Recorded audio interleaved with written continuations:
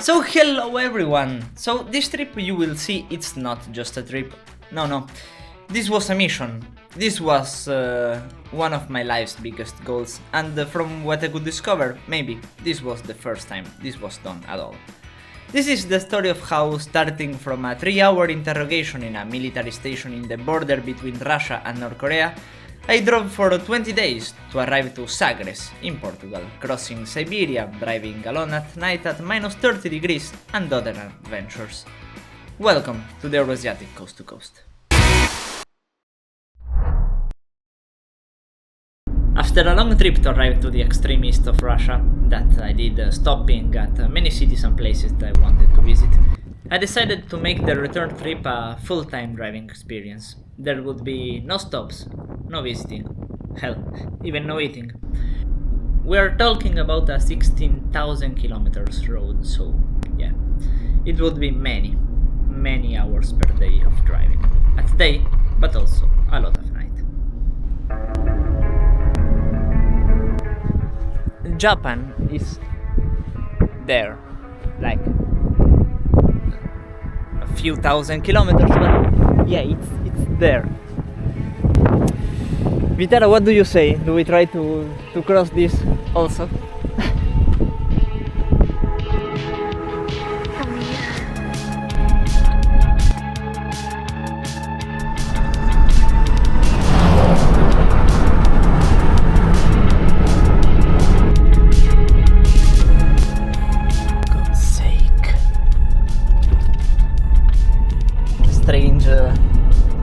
Strange way to enter the highway.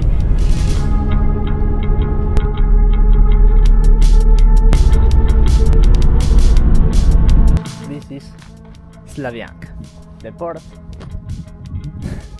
This is the hostel, and yes, now I'm gonna eat, and tomorrow we're going to Khasan, the border with North Korea, if nothing else happens.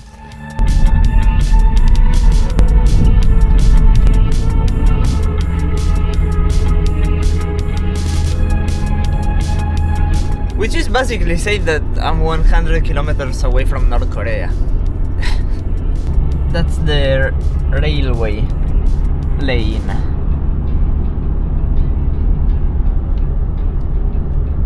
And here we are entering Khasan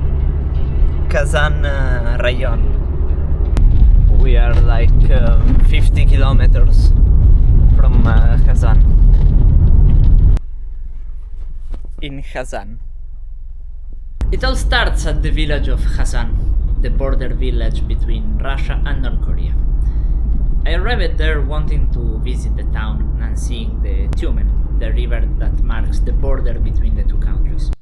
I entered Khasan and went through the road that was along the railway. And the most important thing in Khasan is the train station. There was a silence I had never experienced. It was absolute. Yeah, there is a really weird silence.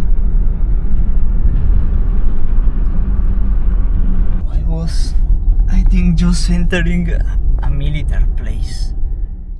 I arrived at a crossroad and I noticed military structures, and I got the feeling that was about time to go back.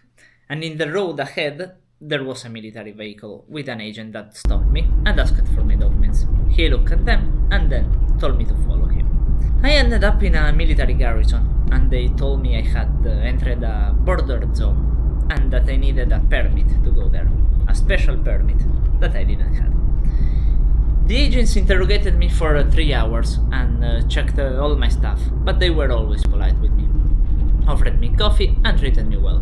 They asked me if I wanted a translator to do the questioning in English, and if so, that I would have to sleep there because the translator would arrive from Vladivostok only the day after. So I told them to do the questions in Russian, and so we did. With a little help from Google Translator, but most in Russian. I told them that I asked in Vladivostok if I needed some special permit to go to Khasan, and everybody told me not. But it looked like everybody was wrong.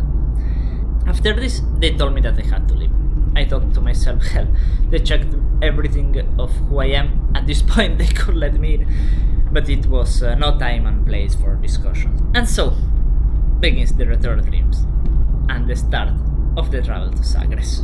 I have entered Khasan, and now it starts the way back.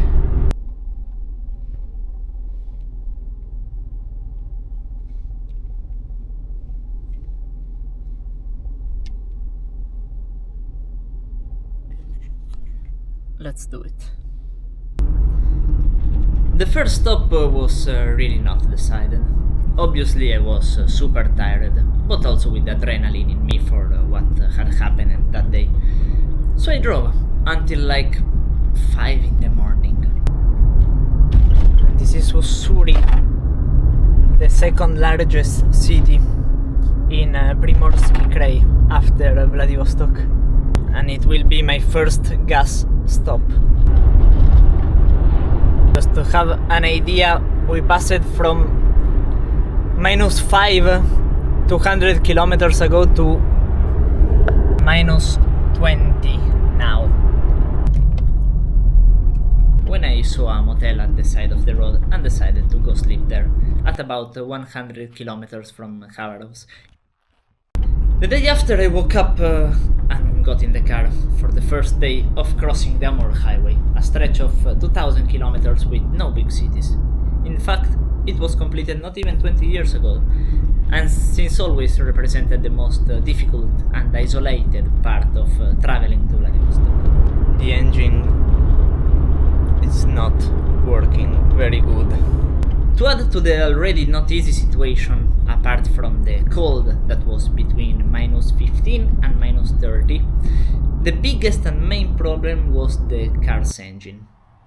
Check engine light was on, and the week-long repair time I did in Vladivostok, with also some big car part replacements, didn't give the desired results. The main problem it gave was at morning, after leaving the car out for the night. The engine struggled to start every day a bit more. But well, I wasn't there for complaining, so I crossed my fingers and went on. Jesus Christ, that I have to pass through the city because there is no gas stations here. It was strange to drive again the roads that I made just 10 days ago. So the sensations were completely different. Then I was completing my goal. Now I was coming back. And as always, in the way back, sometimes you just want to come back. And so we are back in the Amur highway.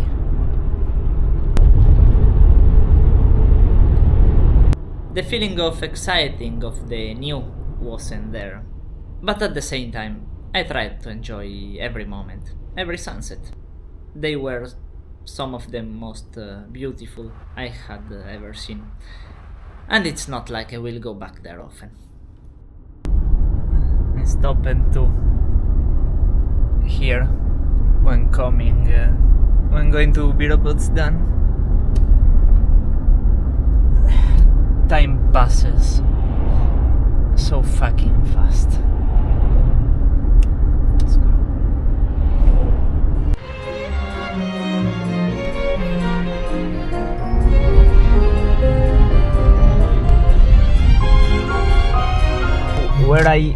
Where I end to make gas. Gaza niet. Manaja la East Russia and Propan have a really bad relation.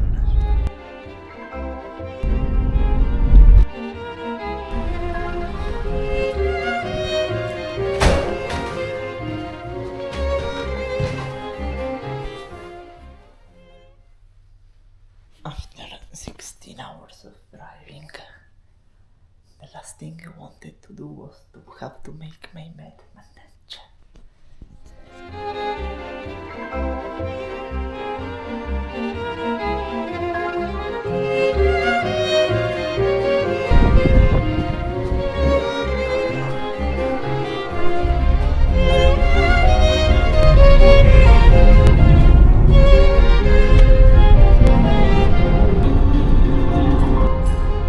That's the road to Yakutia. We will see each other again. That's a promise. Operation Find GPL. Il bicycle Borodino. It was nice. See you next time. Città, which is like 850 kilometers, but well.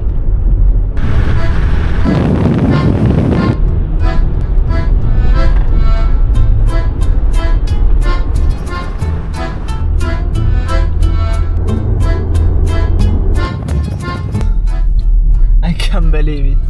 Gas. The same spot where I stopped in the way to Vladivostok. A mix of feelings between happiness and sadness. Happy because I'm here in the middle of Siberia and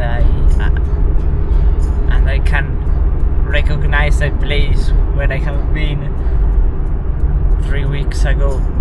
Sad because 3 weeks have passed really fast, and because if I don't know if I will ever see again this place. Oh God, just wake up and yeah, the car as usual bad at the morning. Now in Cheetah.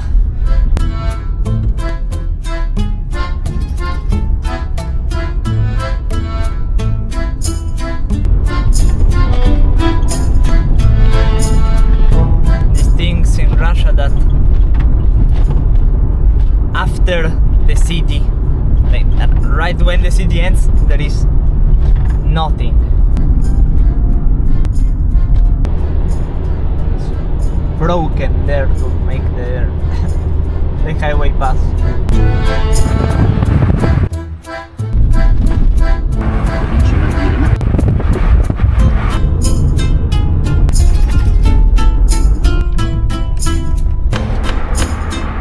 I'm gonna miss these places.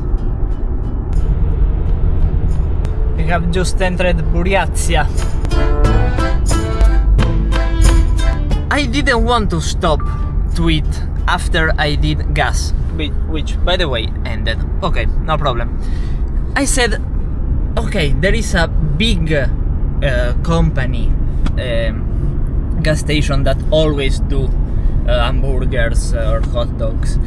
I said, well, let's stop now, let's eat. I'm quite hungry, maybe I will also eat later. The machine was broken. The hot dog machine that warms them, that cooks them, was broken. Like, Jesus Christ, why can't I eat? Why the destiny doesn't want me to eat?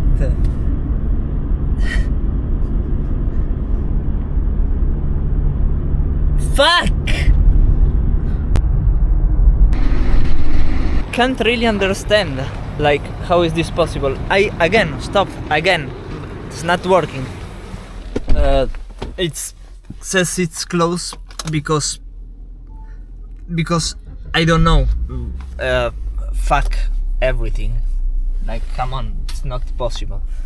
Going to the center of freaking Ulan Ude because there is no fucking place to eat.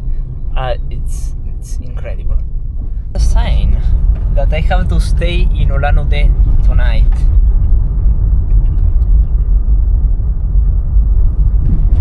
So tomorrow I will be able to see the lake that way. That's nice. I would go to Irkutsk, but it's a pity to not see the Baikal Lake one last time. By the way, it's February 14 today, so happy San Valentine. After 3 days I arrived to Ulan Ude and decided to stay there for the night. It was clear that the car needed some serious repair. So I have just left my car here in Ulan Ude, hoping that they can do something and finally repair it, or at least make it better, because I'm not sure I will be able to arrive to Italy in these conditions. I have no idea where to go. I looked for the mechanic in the area and chose the one with the best reviews in the city. And I finally decided to take the VItara there. Now, imagine a guy entering a repairing garage and telling that he comes from a 16,000 kilometers road trip from the other side of the world and that he needs to repair his car. All with a very bad way of speaking. Just imagine. And so do I, because I have no idea of what they could be possibly thinking. The guys in the shop were always nice and willing to help and find a solution. And after checking the car, we decided to regulate the valves. The other option they gave me was to change the whole engine. The fact that I would have to stay at least 2 or 3 more days in Ulan Ude was something I didn't plan, but if it wasn't for the money factor, I would be okay. It's only that every day that passes is money that goes away. These are the parts of a big trip like this, and we will see how it goes. There are no problems, there are solutions, and there will be also this time. This is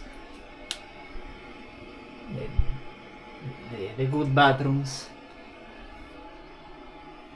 Now, after a day practically doing nothing, this will be my dinner.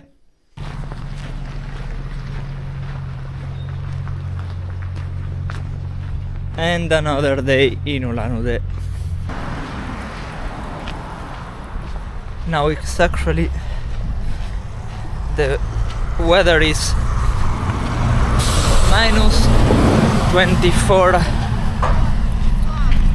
and minus 36 feeling with wind. So yeah, it's really hard to stay out.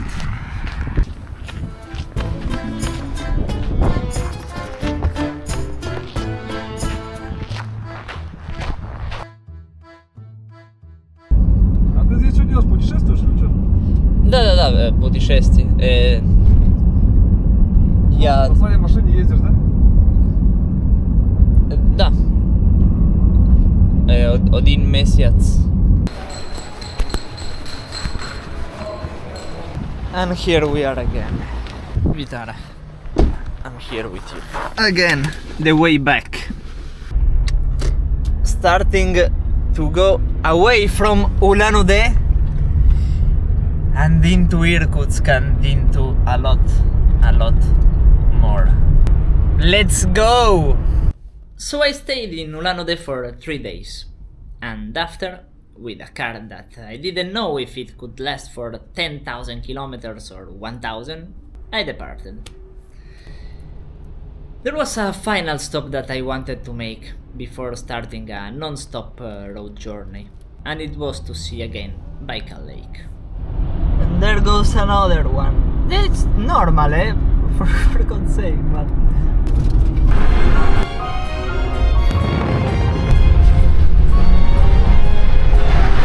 Do they fit in the VItara?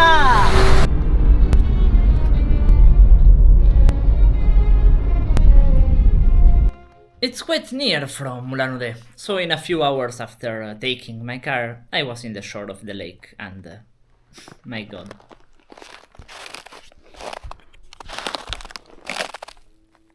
I got no words to describe it. I took all the time I could.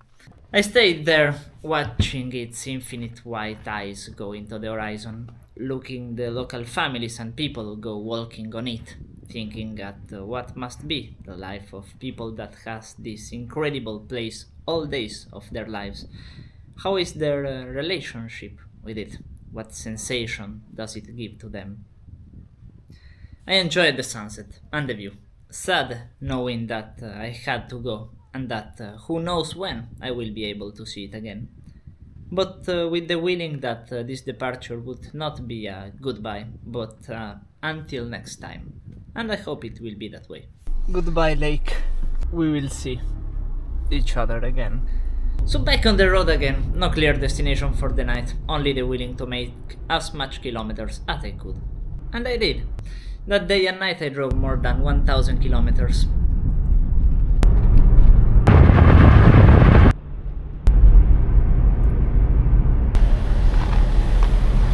I have decided to stay and sleep here in the car. Yeah, let's try how it goes.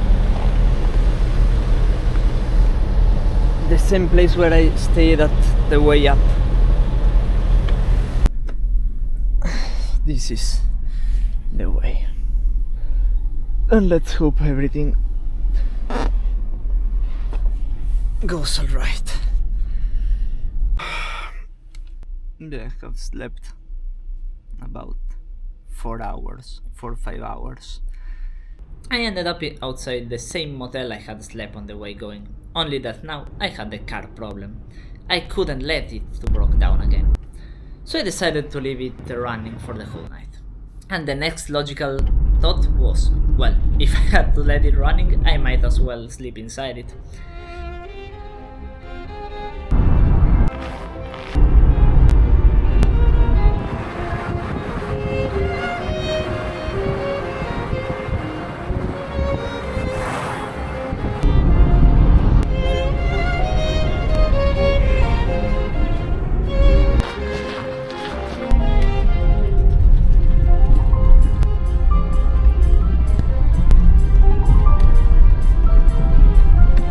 This was a road on the river.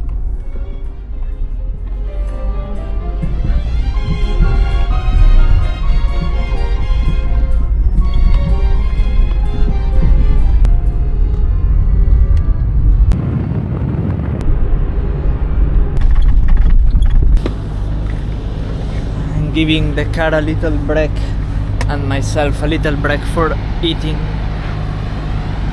Gazprom gas station. And so it began. Days and nights when the car would be practically 20 hours without stop on, and myself staying inside the car for also 24 hours in both sanitary and cleaning conditions that probably would have been bad even for a trench of World War I. Okay. So it's 4 in the morning.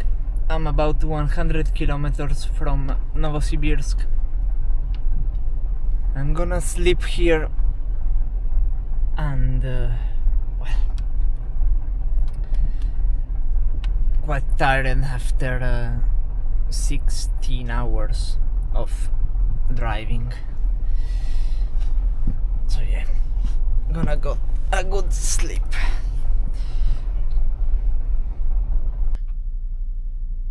Another day, another kilometers.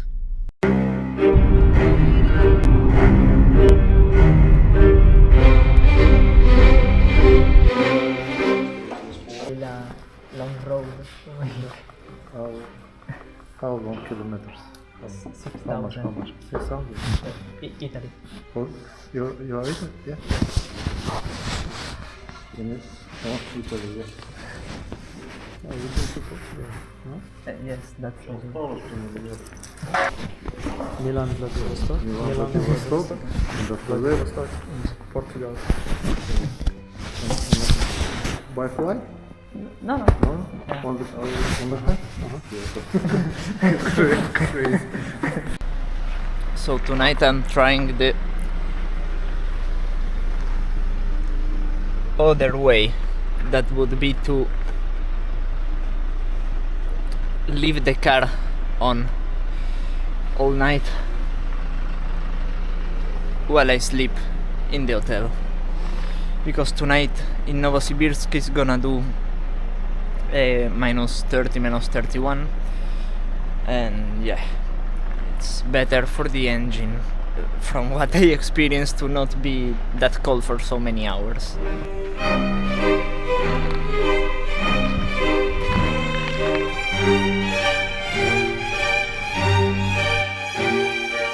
After Omsk the road changed, meaning that while at the way going I came from Chelyabinsk and the south, my destination this time was the border with Latvia.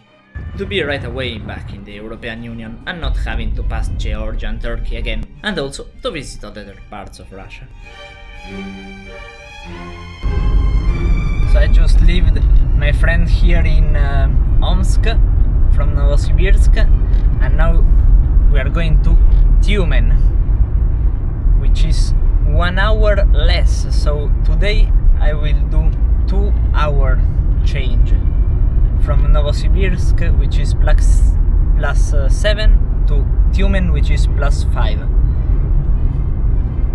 So I headed up for the Northern Highway, which goes by Ekaterinburg and Khasan, among other cities.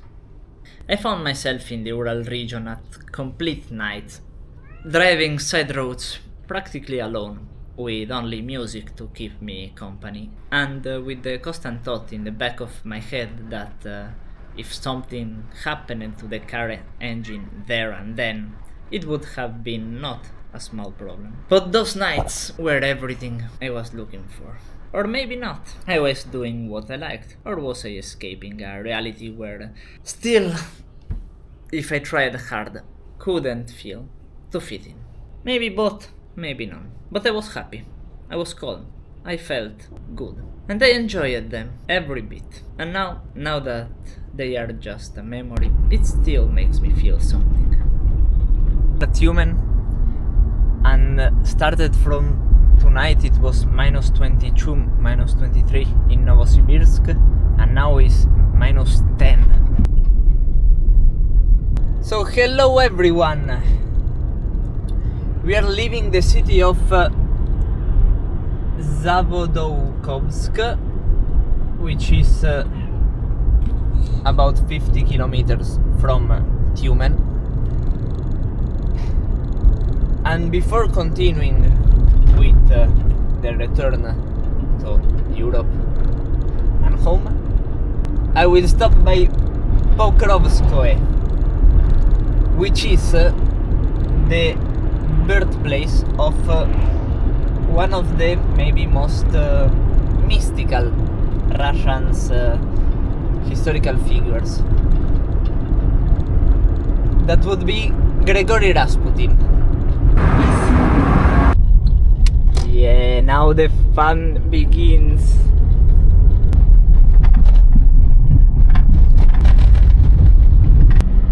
This is crossing on a river. So this is a river crossing in winter. And it's not even that cold, it's like minus 2 now. Pokrovskoe.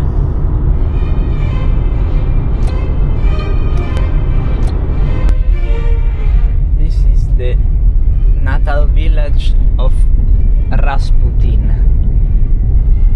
I stopped for a look at the natal village of Rasputin, where I went to see his house, that now is a museum, but was sadly closed. So yes, this is the birthplace and the house of Rasputin.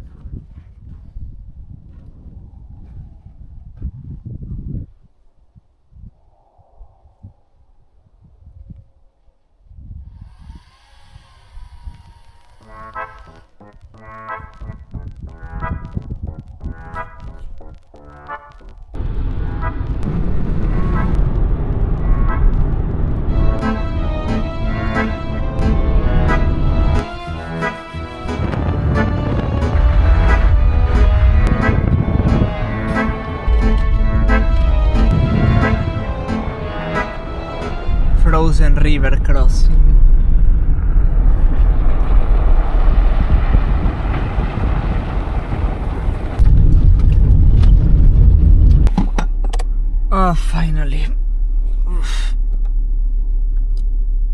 17 hours drive.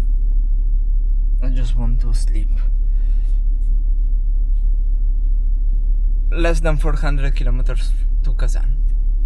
Just wake up from the 5 stars hotel experience. At least there is no checkout time. You can sleep until whatever you want. So now let's find something to eat and then continue to Moscow.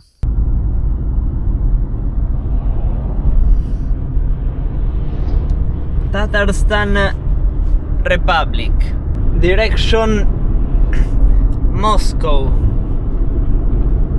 which is 1,100 kilometers from here.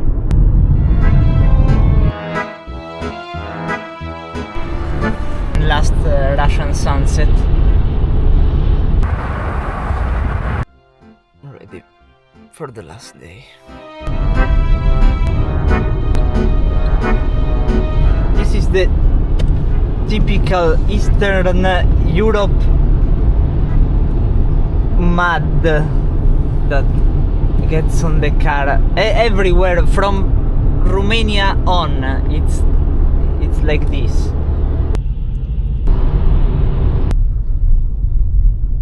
I'm gonna do the last fuel, since here it costs 1/3 of how much it costs in Europe. In the span of 2 days I was near Moscow, and in the 3rd day I finally arrived to the border with Latvia. It was midnight and I was the only car in line among a lot of trucks. I did all the controls, X-ray to me, to the car, and after 4 hours I got the stamp and left Russia. It's midnight. It's not too late. 4 hours, of which 3.5, maybe more in Russia, and half an hour in Latvia. Controls, checks, X-ray scanner in the car, and luckily one of the main things I discovered traveling is to talk to people when you are in situations you don't know, because they will help you out. At the scanner, luckily they told me where to wait, where to ask, how to ask, and it helped me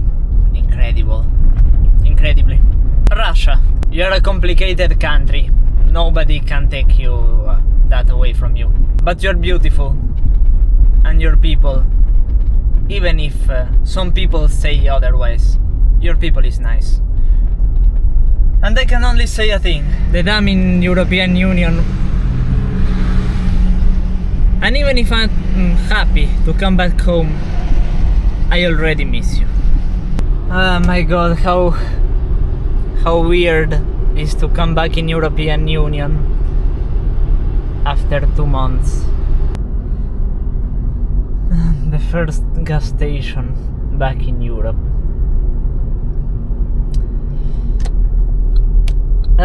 And the prices back in Europe. 3 times more. 3 times more.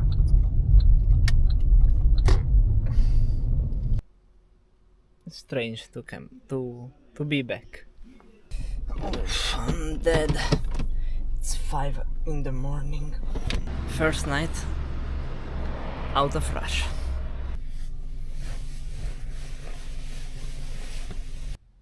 Third night in the car. I will prefer this to my house bed when I come back.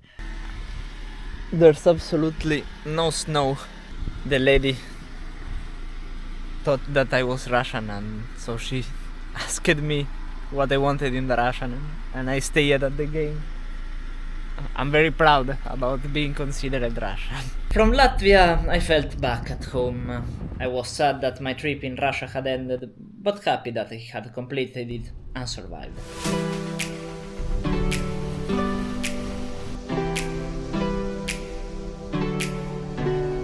This once was the border between Soviet Union and Poland, and and well, now you can go without even stopping. Another thing to be said was the fact that prices and fuel and, well, everything were back to European, so very, very expensive. Consider that I spent the same amount of money in my last week in Europe, sleeping in the car and practically without eating, that I did in 2 weeks in Russia, staying every night in a private hotel room. In Poland and in the way to Germany.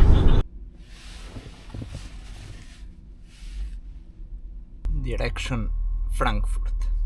God, I'm gonna end with Parkinson after this trip.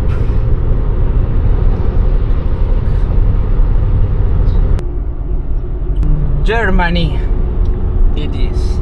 But the travel was not over. I still needed to make 4,000 kilometers to arrive to Portugal. It was no longer fun, so interesting, so scary and exciting. Amazing place. I really like these kind of places you can find in Germany, Austria, Switzerland. It's incredible to think I were in these kind of places in Siberia just 2 weeks ago. It was just to drive a lot. And that's what I did. I drove day and night between Poland, Germany, France, Spain. And if you're wondering about eating and cleaning, well, don't wonder. Bad electricity, eh? No lights. And night in France. Let's go. Ah, la France!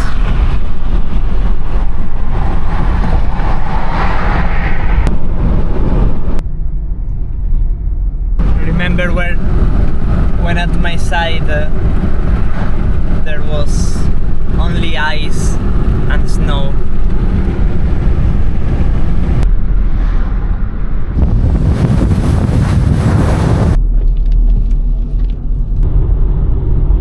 Traveling like this is nice because I like this kind of roads, but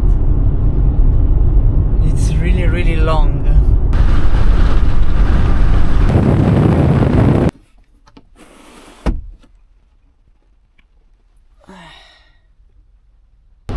The idea today is to arrive at 400 kilometers from Sagres.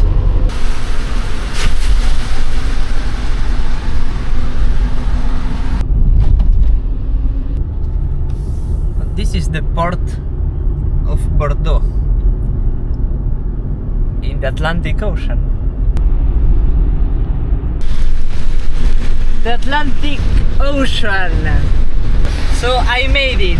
I made Pacific Ocean, Atlantic Ocean, coast to coast. The real coast to coast.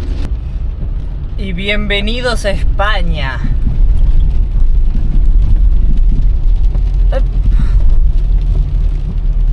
Incredible that a border is this simple.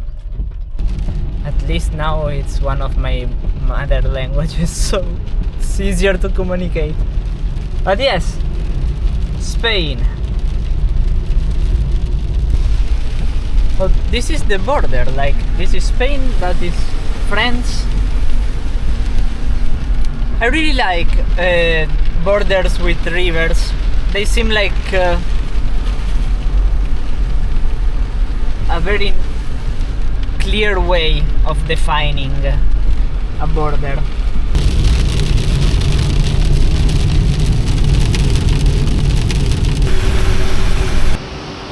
Ah, ¿se puede comprar?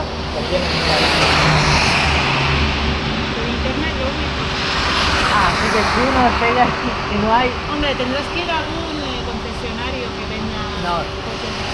I grew up in Argentina, really. And yeah, it's the first time in almost 10 years that I can live.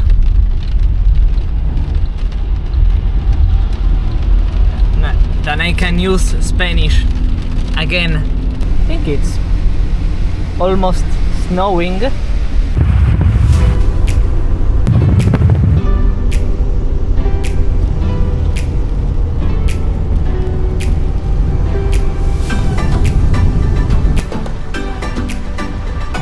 Now completely turned like crashed. Yeah, it's quite a hard storm actually. There was the same time of snow in Russia than in Spain almost. 10 kilometers less from a snowstorm to this.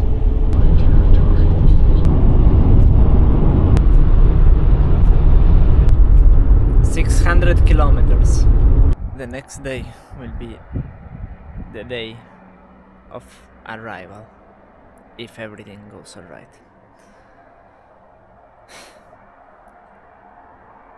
I think it's a bit similar of the night before I arrived in Vladivostok. I was in Khabarovsk. It was difficult to sleep. Also, the night before departing from Tiraspol to start the trip, and tomorrow it will be the end. And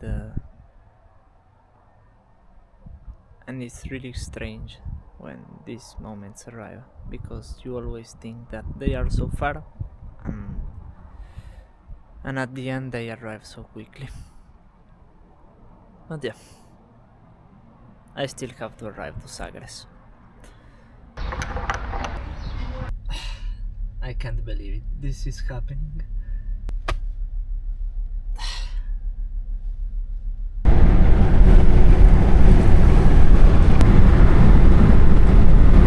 Portugal, the last country of this trip. Gas, but my adapter is not good, and in this case they don't have a way to connect it, so I cannot do gas. So when the great villain of this trip was gas. No, that was also the great ally, because price was really lower. The last hour change. 10 hours of difference from here and Khasan.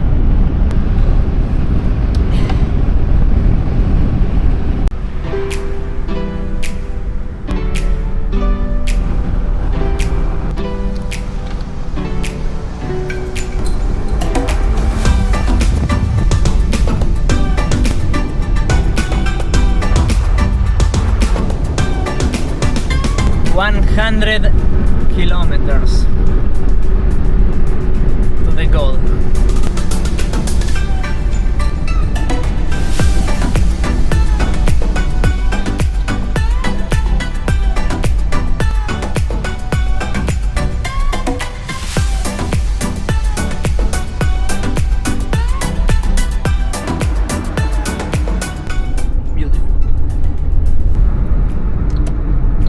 For the first time, finally, Sagres indication.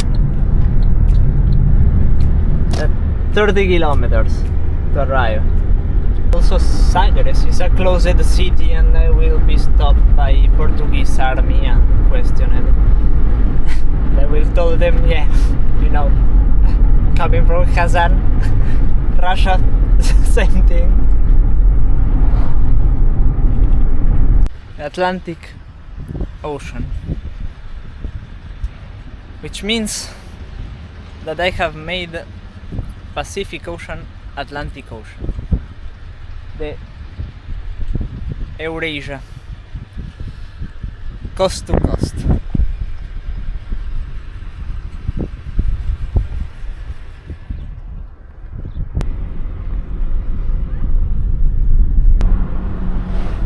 Now let's go for the last 20 kilometers to Sagres.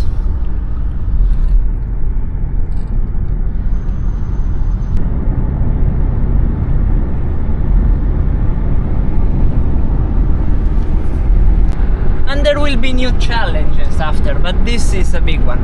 It's one of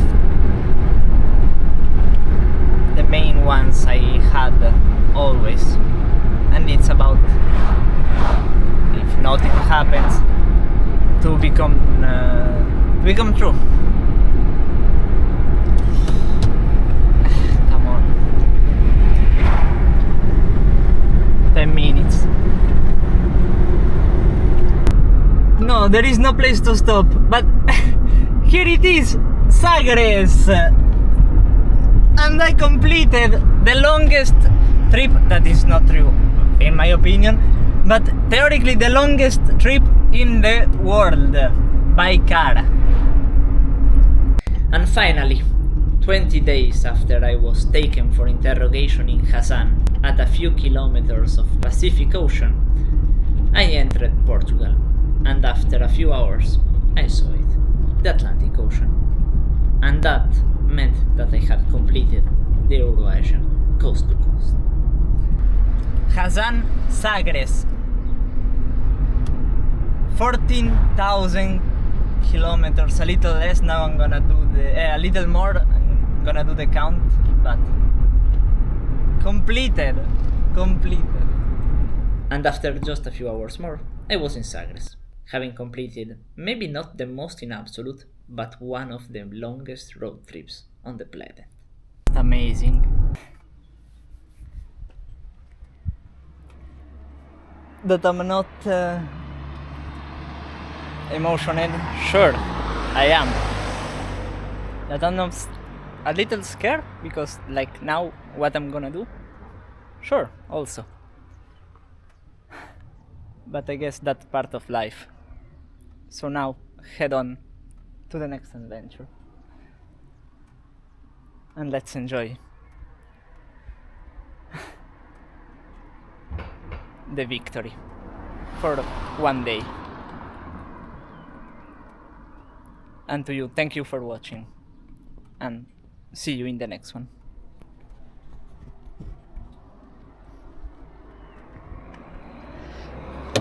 Yes, VItara, we did it! You make it!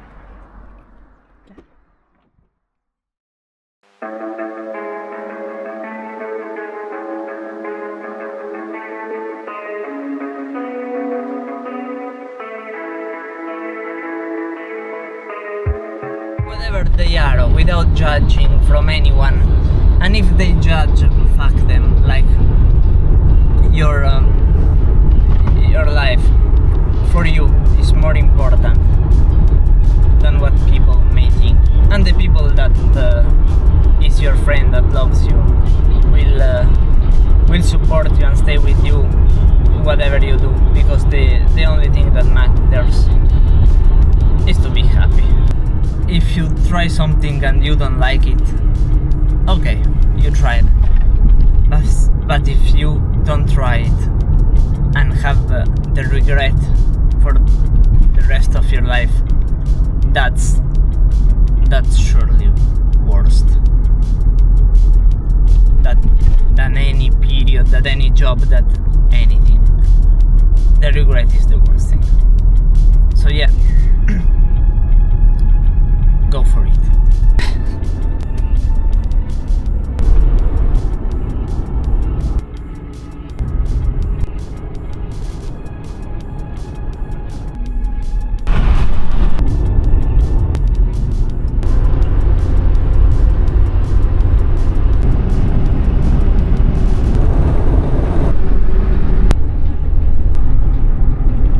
Come on.